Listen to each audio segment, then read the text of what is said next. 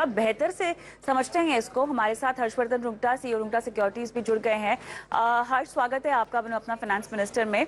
और क्लियरली जब से यूपीआई की क्रांति एक तरह से शुरू हुई है, उसमें ये अहम डेवलपमेंट इसके सेफ्टी और कंसर्न्स जो हैं स्कैम्स को लेकर, उस पर हम आगे बात करेंगे, क्योंकि वो भी हम लगातार देख रहे हैं कि जहाँ तक यूपीआई को क्यूआर कोड स्कैनिंग की बात है उसमें भी इजाफा हो रहा है। लेकिन अपने आप में ये कितनी बड़ी डेवलपमेंट, और क्या एक इसकी वजह से कहीं ना कहीं डेबिट कार्ड के इस्तेमाल पर भी कमी होती हुई आप देख रहे हैं?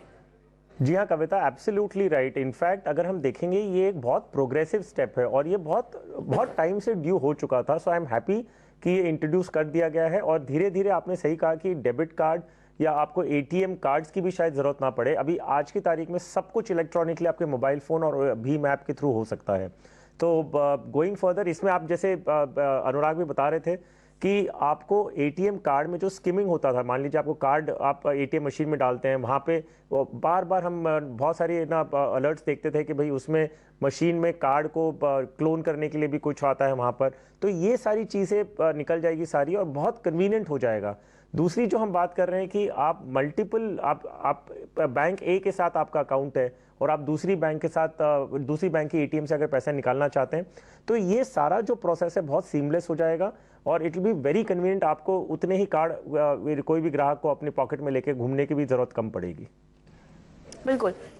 डिजिटल क्रांति की ओर जब हम बढ़ते हैं हर्ष, जब भी इसका जिक्र होता है, मेरे ख्याल से यूपीआई का इम्प्लीमेंटेशन एक बहुत बड़ा उदाहरण है। इनफैक्ट अब तो एनआरआईज भी और कुछ चुनिंदा अंतर्राष्ट्रीय डेस्टिनेशंस भी हैं जो कि यूपीआई का इस्तेमाल कर सकते हैं और पैसों का लेन देन भी है जो है एक तरह से वहाँ शुरू हो सकता है। लेकिन ओवरऑल अगर मैं समझना चाहूँ स्कैम्स और फर्जीवाड़े को लेकर, जब भी कोई नई टेक्नोलॉजी डेवलप होती है, कोई नया तरीका डेवलप होता है, तो कहीं ना कोई उसके साथ साथ जो है साइबर सिक्योरिटी को लेकर जो कंसर्न्स है वो भी शुरू हो जाते हैं हर्ष। अब ऐसे में इसको कैसे देखना चाहिए?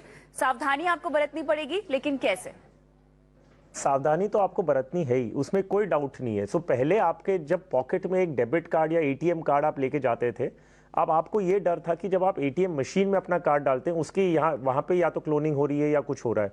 अभी आप जब सारी चीज़ मोबाइल पे मूव कर गए, आपका यूपीआई ऐप के थ्रू आप कर रहे हैं, तो आपके मोबाइल पे जो सिक्योरिटी एंटीवायरस सॉफ्टवेयर्स हैं या एंटी फिशिंग कोई सॉफ्टवेयर्स हैं, ये जो आपको मोबाइल फ़ोन में, क्योंकि अभी आपका मोबाइल फ़ोन एक वॉलेट बन चुका है, आपके सारे कार्ड्स आपके अकाउंट्स उसमें सारे लॉग्ड इन है। आप कोई भी वेंडर के पास जा रहे हैं, आप मोबाइल फ़ोन यूज़ कर रहे हैं और मोबाइल फ़ोन के ज़रिए जो क्यूआर कोड है उसके ज़रिए आप पेमेंट कर रहे हैं। अभी एटीएम से भी पैसे आप क्यूआर कोड से निकाल रहे हैं। सो आप ये मानिए कि आपका जो फिजिकल वॉलेट आपकी पॉकेट में रहा करता था, अब वो फिजिकल वॉलेट नहीं है, ये आपके मोबाइल के अंदर ही एक वॉलेट आ चुका है। तो जो आप फ्रॉड्स या स्किमिंग या क्लोनिंग या जो भी बात कर रहे हैं आप, ये सारा अभी आपके मोबाइल पे आ गया। अब मोबाइल को आप कैसे प्रोटेक्ट करेंगे? ऑफ कोर्स पहली बात है कि आप मोबाइल को अनलॉक जो करते हैं, वो अनलॉक का मैकेनिज्म है, जो पिन है उसको आप रखना होगा आपको। आप अगर कहीं भी ट्रांजैक्शन कर रहे हैं तो ऑल्सो मेक श्योर कि आपके फ़ोन में एक प्रॉपर और लेजिटिमेट लीगल एंटीवायरस सॉफ्टवेयर है, because everything is in the mobile now. आप अपने कंप्यूटर पे एंटीवायरस लेते हैं तो मोबाइल पे भी आपको लेना बहुत ज़रूरी हो गया है। सो एक सिंपल सी चीज़ है, जो चीज़ आपकी पॉकेट में थी आज की तारीख में वो आज फ़ोन पे है। जितनी सावधानी आप पॉकेट में रखी हुई चीज़ों के रखते थे, उतना ही सावधानी आपको अभी मोबाइल फ़ोन पर रखनी है। चलिए हर्ष, मेरे ख्याल से विस्तार से इस पर हम आगे भी बात करेंगे, लेकिन फिलहाल बहुत सारे दर्शक हैं जो हमारे साथ फोन लाइन पर जुड़ गए हैं और एक एक करके उनके सवालों के जवाब हमें देने होंगे। लेकिन उससे पहले, अगर आप भी ऐसे दर्शक हैं जो हमें YouTube पर देखना पसंद करते हैं और सवाल पूछना पसंद करते हैं, तो YouTube पर हमारे शो तो आप देखते ही होंगे। सवाल पूछने के लिए आप हिचकिचाइए मत, कमेंट बॉक्स में डालिए और अपने सवाल वहां छोड़िए। आपके सवालों को हम शो में शामिल करेंगे और हमारे एक्सपर्ट जो कि लाइव हमारे साथ बैठे होते हैं आपकी लाइव फाइनेंशियल प्लानिंग कराएंगे। तो चलिए, हमारे दर्शक भगवान दास मेरे साथ जुड़ गए हैं। नमस्कार। नमस्कार मैम। कैसे हैं सर, कहाँ से बोल रहे हैं? मैं राजस्थान के बीकानेर से बोल रहा हूँ। बढ़िया सर। सिविल इंजीनियर हैं आप और 41 साल की आपकी उम्र है। 50 लाख का टर्म प्लान लिया हुआ है, 15 लाख का आपने अपनी वाइफ के लिए भी लिया हुआ है। आपकी वाइफ वर्किंग है? हाँ जी मैम, बिल्कुल सही है। बढ़िया। 15 लाख का हेल्थ इंश्योरेंस है फैमिली फ्लोटर के जरिए, और इमरजेंसी फंड आपने फिक्स डिपॉजिट में क्रिएट किया हुआ है 10 लाख का। कोई खास वजह आपने फिक्स डिपॉजिट को चुना इमरजेंसी फंड के लिए? फैमिली में हूँ, पेरेंट्स वगैरह साथ हैं, तो उस वजह से थोड़ा पैसा होल्ड किया हुआ है। सेकेंडरी में प्राइवेट जॉब में हूँ, तो नहीं, कॉर्पस आपका बहुत बढ़िया है। 10 लाख का आपने कॉर्पस रखा है, वो तो बहुत बढ़िया है। मैं बस निवेश विकल्प पूछना चाह रही थी, कोई खास वजह की फिक्स डिपॉजिट को ही चुना या कोई निवेश विकल्प की जानकारी के अभाव में जो है आपने इसको चुना? तो एफडी का पैसा मैम थोड़ा इजी गोइंग है, हैंड टू अच्छा। हैंड पैसा मिल जाता है बैंक से। वैसे तो कब कभी मैच्योर कोई हो रही है जरूरत आपकी ये फिक्स डिपॉजिट? कब मैच्योर हो रही है आपकी फिक्स डिपॉजिट? ये सारे मैम रिन्यू हो चुके हैं, 2 से 3 साल के प्लान है सारे लगे हुए हैं।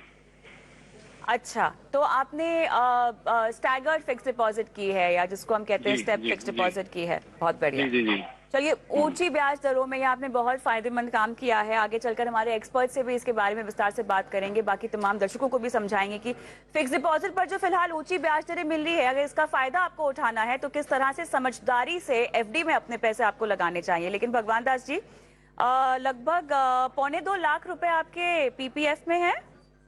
हाँ जी मैम, ये आज की वैल्यू है उसकी, पीपीएफ की। हाँ, ठीक है। और बाकी फंड्स में इसके आपके एक अलावा बार ये जो आपने इंश्योरेंस प्रीमियम जो है 50,000 का, ये कौन सा इंश्योरेंस है? ये मैम ट्रेडिशनल प्लान है, जो एक मेरी वाइफ के नाम पे है, एक मेरे नाम पे है, एक मदर के नाम पे है, तो इन सबका मिला के कौन सी ये पॉलिसी है ये? एक जीवन साथी प्लान है जो हाँ। मेरा और मेरे मिसेज का जॉइंट में है। इसके हाँ। अलावा 2 ट्रेडिशनल प्लान है LIC के, और एक HDFC का संचय प्लस है। तो इन सबका मिला ठीक के है। ही ये मैंने आपको वैल्यू भेजी है प्रीमियम की। चलो, तो मैं फंड्स की डिटेल्स, मेरे ख्याल से कई सारे फंड है, तो एक एक करके नाम नहीं लूंगी। हर्षवर्धन रुंगटा हमारे आज के मेहमान हैं, उनके पास तमाम डिटेल्स होंगी फंड्स को लेकर। हर्ष, रिटायरमेंट गोल है इनका 15 से 8 साल में लगभग 1 करोड़ करने का, और 2,000 रुपए के SIP से ये निवेश और बढ़ाना भी चाहते हैं। चलिए, तमाम डिटेल्स आपके पास हैं। हर्ष, इंश्योरेंस कितना सही है कितना गलत हम बाद में आएंगे, लेकिन पहले जल्दी से इमरजेंसी फंड और ओवरऑल जो फंड मिक्स है इनके पोर्टफोलियो में, उस पर अपनी राय आप दे दीजिए। सो कविता, इनका पोर्टफोलियो अगर हम देखें, म्यूचुअल फंड पे पहले बात करते हैं। 9,000 रुपया ये आज की तारीख में जमा कर रहे हैं, और 9 स्कीम्स इनके पास है, 9 स्कीम्स हैं। ऑन एन एवरेज कई स्कीम में इन्हें 2,000 रुपया जमा कर रहे हैं, और 2 स्कीम में 500 रुपया भी जमा कर रहे हैं। सो भगवान व्यास जी, आप 9,000 रुपया अगर इन्वेस्ट कर रहे हैं और 9 स्कीम लेकर रखे हैं, आपको रियल सेंस में कोई डाइवर्सिफिकेशन नहीं हो रहा। आपने जो स्कीम्स सिलेक्ट की हैं वो अपने आप में अच्छी हैं, तो मैं ये नहीं कहूँगा कि जो स्कीम्स आपने ले रखी हैं वो स्कीम्स अच्छी नहीं है, लेकिन आपको ये सोचना है कि क्या आपको 2 mid cap fund, in fact 3 mid cap fund है आपके पास, सो क्या इतने सारे अलग अलग फंड्स में आपको रखने की जरूरत है? इवेंचुअली आप क्या कर रहे हैं, आप 9 फंड आपको मैनेज करने हैं। कभी भी कोई भी एक्शन लेना है तो 9 फंड्स में अलग अलग आपको सारे एडमिनिस्ट्रेटिव काम पूरे करने हैं। सो मेरा सुझाव ये रहेगा, आपकी एग्जिस्टिंग पोर्टफोलियोज में से मैं 4 स्कीम शॉर्टलिस्ट कर रहा हूँ। आप अपना जितना भी इन्वेस्टमेंट है, सो 9,000 रुपये अभी प्लस 2,000 रुपये जो आप बढ़ाना चाह रहे हैं, ये सारा सिर्फ इन 4 स्कीम्स में निवेश करें। अगले 15 साल तक आपको इन्वेस्ट करना है, तो हो सकता है आगे जाके आपकी इनकम और बढ़ेगी और आप और बढ़ाना चाहेंगे, तो सिर्फ 4 स्कीम में ही रखिएगा जो मैं अभी आपको बता रहा हूँ, और जो आपकी एग्जिस्टिंग स्कीम्स है, तो कोई नया फोलियो आपको नहीं खोलना है। UTI मिड कैप फंड आप कंटिन्यू करें, Nippon India multi cap fund, SBI Contra fund and ICICI value discovery fund. तो मैंने आपको 2 वैल्यू ओरिएंटेड दिए हैं, क्योंकि आपके पोर्टफोलियो में है। अगर आपको SBI दोनों में से एक ही वैल्यू ओरिएंटेड फंड रखना है, तो आप SBI कॉन्ट्रा फंड को ना रख के Tata large and mid cap fund रख लीजिए।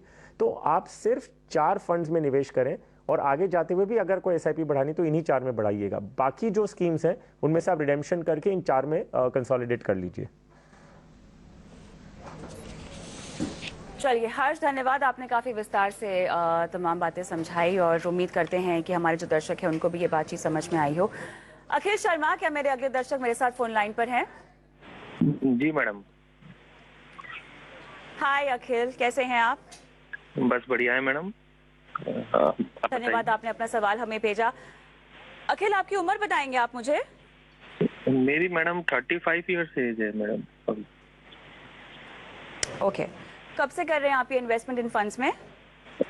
मैम मुझे वैसे तो 2019 से कर रहा था, लेकिन बीच में कुछ निकाल लिए थे कुछ फंड में से पैसा, फिर मैंने दोबारा इन्वेस्टमेंट किया अगेन, तो अभी यही।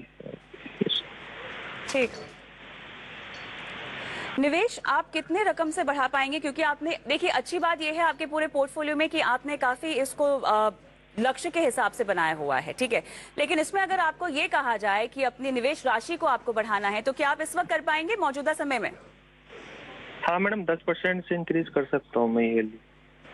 बहुत बढ़िया, यही जानना था मुझे।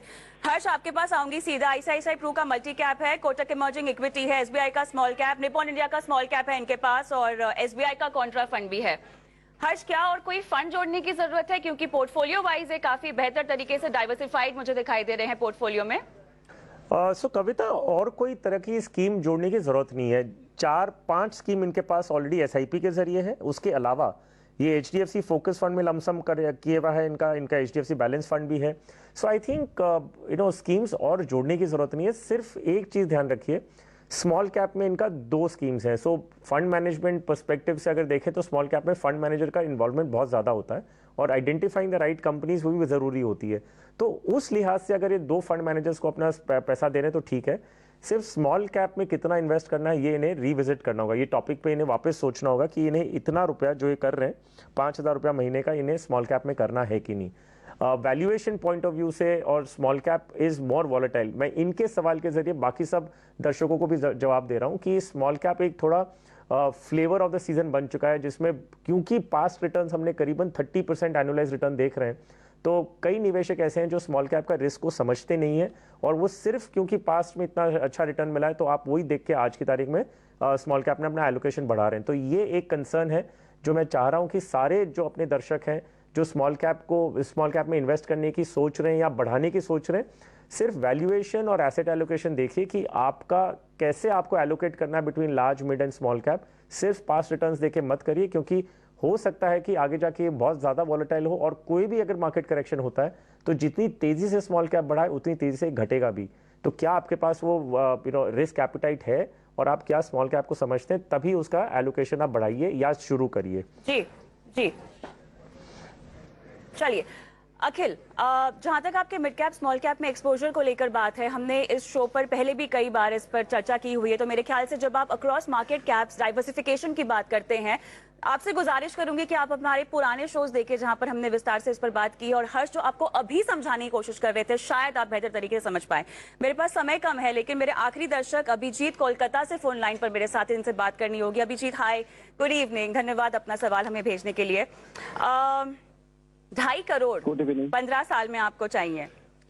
मिरा एसेट इमर्जिंग, परापारिका फ्लेक्सी कैप, एसबीआई का कॉन्ट्रा फंड है, यूटीआई निफ्टी 200 मोमेंटम, क्वांट का small cap, Kotak emerging equity और निपॉन इंडिया मल्टी कैप आपने रखा हुआ है। बाकी आप पीपीएफ और पीएफ में भी निवेश कर रहे हैं। आपने ट्रेडिशनल फॉर्म ऑफ एलआईसीज भी ले रखी है। अच्छी बात यह है कि इन सब के अलावा आपके पास जो बेसिक जरूरी इंश्योरेंस है, टर्म और हेल्थ, वो आपने अपने पोर्टफोलियो में रखा हुआ है। So congratulations over there.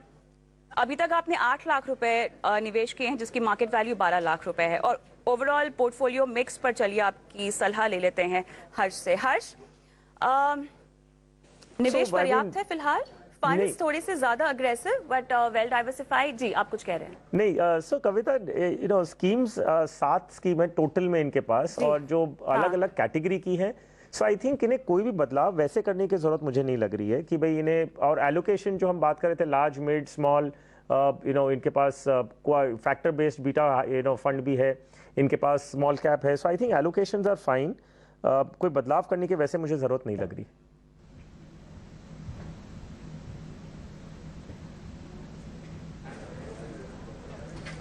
हर्ष? हाँ जी, आपको आवाज आ रही है मेरी कविता? जी जी जी, मुझे आपकी आवाज आ रही है, कंटिन्यू। हाँ, सो मैं कह रहा हूँ कि इन्हें अपने पोर्टफोलियो में जो स्कीम्स हैं इनके पोर्टफोलियो में, वो बैलेंस भी अच्छा है, अलग अलग मार्केट सेगमेंट्स में है। इन्हें कोई बदलाव करने की जरूरत नहीं अपने पोर्टफोलियो में। अभिजीत, आपने सुना हर्ष को। ऑल द बेस्ट आपके पोर्टफोलियो के लिए। फिलहाल कोई बदलाव करने की जरूरत नहीं है, लेकिन अपने फंड्स की परफॉर्मेंस को जरूर ट्रैक कीजिएगा। और समय खत्म हो चुका है लगभग पूरी तरह से, लेकिन हर्ष, निवेश का गुरु मंत्र आप लेकर आए हैं हमारे लिए आज, क्या होगा? जी हाँ, सो कविता, हमने ना काफी व्यूअर्स की क्वेरीज में आपने देखा होगा कि उन्होंने इंश्योरेंस का भी जिक्र किया है। तो मैं ये कहना चाहूंगा कि फाइनेंशियल प्लानिंग का जो फर्स्ट स्टेप है, जो पहला कदम है आपके फाइनेंशियल प्लानिंग का, वो है कि आप एक एडिक्वेट मेजर लें कि रिस्क मैनेजमेंट के लिए, रिस्क मैनेजमेंट मतलब सारी तरह के जो इंश्योरेंसेज हैं वो आपको लेना है। हम बेशक फ्यूचर में वेल्थ क्रिएशन की बात करते हैं, आगे जाके फ्यूचर में हमें पैसों की जरूरत पड़ेगी, लेकिन प्रेजेंट जो है, जो भी आपकी आज की जमा की हुई राशि है या जो आपकी इनकम है, उसे आपको प्रोटेक्ट करना है। वो कैसे पॉसिबल होता है? जब आप सही मायने में सही तरीके के इंश्योरेंसेज लेते हैं। So first step of financial planning मैं ये कहूँगा कि आप अपना इंश्योरेंस पोर्टफोलियो देखें। Life cover, health cover, disability insurance, ये सारे जो प्योर रिस्क कवर्स हैं वो पहले लें, फिर अगर पैसे बचते हैं तो आप अपना इन्वेस्टमेंट्स की जर्नी शुरू करेंगे। और इन्वेस्टमेंट ओरिएंटेड पॉलिसीज ना लें, क्योंकि आपको रियल सेंस में जो रिस्क कवर चाहिए वो एडिक्वेट कवर नहीं मिल पाएगा। हर्ष, बहुत बहुत धन्यवाद आपका, आपने समय निकाला। फिलहाल मेरे पास समय इतना ही समाप्त हो गया है आज की चर्चा के लिए, धन्यवाद आपका। लेकिन हम आगे बढ़े और भी मुद्दों पर बात करें उससे पहले वक्त है छोटे से ब्रेक का, लेकिन ब्रेक लो उससे पहले देखिए YouTube फ्लैश हो रहा है, हमारा शो जरूर देखिएगा YouTube पर, और अपने सवाल पूछना चाहें तो कमेंट बॉक्स में डालें। WhatsApp नंबर भी है हमारा जहां पर सीधा हम तक पहुंच सकते हैं, आप नोट डाउन करें, जो भी सवाल हो हमें तुरंत भेज दें। सब ब्रेक के बाद होगी आपकी पैसों की सुरक्षा की बात, बताएंगे आपको कैसे लिंक्डइन के फर्जी प्रोफाइल पर आपको जो है भरोसा नहीं जताना चाहिए, कैसे समझे क्या है सोशल मीडिया पर असली नकली प्रोफाइल का खेल, ये सब कुछ इस ब्रेक के बाद।